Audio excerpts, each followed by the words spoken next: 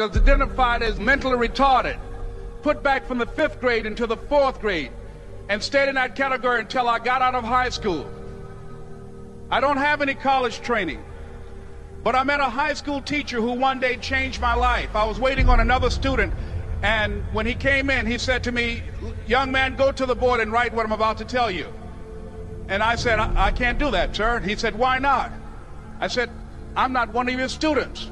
He said, "It doesn't matter. Follow my directions now." I said, "I can't do that, sir." He said, "Why not?" I said, "Because I'm educable mentally retarded." And he came from behind his desk and he looked at me. He said, "Don't ever say that again. Someone's opinion of you does not have to become your reality." And as he talked, my heart began to beat fast. Tears began to run down my eyes, and I was in the back just listening to him, because the speech he was giving, that speech was for me.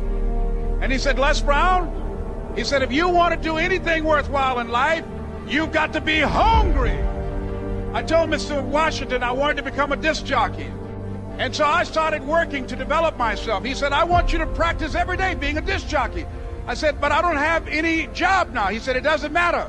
He said that it's better to be prepared for an opportunity and not have one than to have an opportunity and not be prepared. And as I was working to develop myself, I applied for a job as a disc jockey, WMB, on Miami Beach. I went to a guy named Milton Butterball. I said, "How you doing, Mr. Butterball? I'd like to get a job as a disc jockey." He looked at me, he said, "You have any broadcast background?" I said, "No, sir, I don't." "You have any journalism background?" I said, "No, sir, I don't."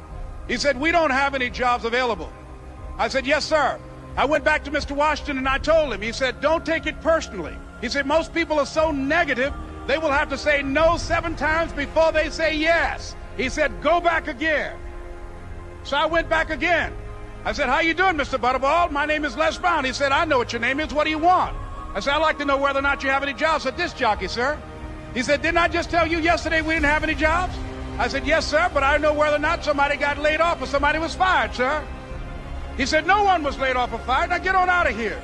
I came back the next day like I was seeing him for the first time. I said, "Hello, Mr. Butterball, how are you?" He looked at me with rage. He said, "Go get me some coffee." I said, "Yes, sir." And I went to get him some coffee. After a while, I would get their lunch and dinner, and I would go in the control rooms and take the disc jockeys their food, and I would not leave until they would ask me to leave. One Saturday afternoon, while I was at the radio station, a guy named Rock was drinking while he was on the air. I was the only one there, looking at him through the control room windows, walking back and forth, young, ready, and hungry. Pretty soon the phone rang, and it was the general manager. And I answered the phone. I said, "Hello?" He said, "Les, this is Mr. Klein." I said, "I know." He said, "Rock can't finish his program." I said, "I know." He said, "Would you call one of the other DJs in?" I said, "Yes, sir." I hung the phone up. I said, "Now he must think I'm crazy." I called my mom and my girlfriend, Cassandra. I said, "Y'all turn up the radio and come out on the front porch. I'm about to come on the air." I waited for about 20 minutes, and I called him back. I said, "Mr. Klein, I can't find nobody." He said, "Young boy, do you know how to work the controls?" I said, "Yes, sir." He said, "Go in there and don't say nothing here." I said, "Yes, sir." I couldn't wait to get behind those controls. I put on an old Stevie Wonder record called Fingertips. I sat down behind that turntable. I said, "Look out, this is me, LB Triple P, Les Brown, your platter playing papa. There were none before me, and there will be none after me. Therefore, that makes me the one and only. Young and single and love to mingle, certified, bona fide, indubitably qualified to bring you satisfaction, a whole lot of action. Look out, baby, I'm your love man." I was hungry. I was hungry. You got to be hungry. Begin to know that you have greatness within you.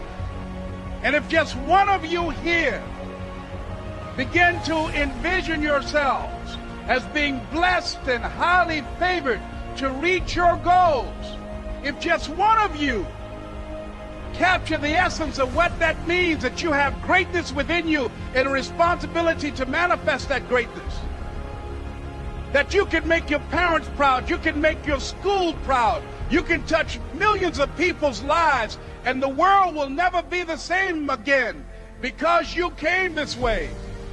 It was hard, ladies and gentlemen, coming to speak to people. And I was facing financial difficulties in my own life. I was behind on my bills and my dreams, and I'm saying to them, you can live your dream. It was hard, ladies and gentlemen. It was very difficult to pick myself up each day believing that I could do it. There were times that I doubted myself. I used to ask myself, can I do this? And something said within me, you're the one. Don't give up on your dream. By continuing to push forward, by continuing to run toward my dream, that one day I would have my own talk show. It's a long shot, ladies and gentlemen, from Liberty City, an abandoned building on a floor, never knowing my mother or father. It's a long shot. Being here with you today in this dome in Atlanta, it's a long shot. No college training, labeled educable, mentally retarded, but I kept running toward my dream. Don't stop. Don't stop running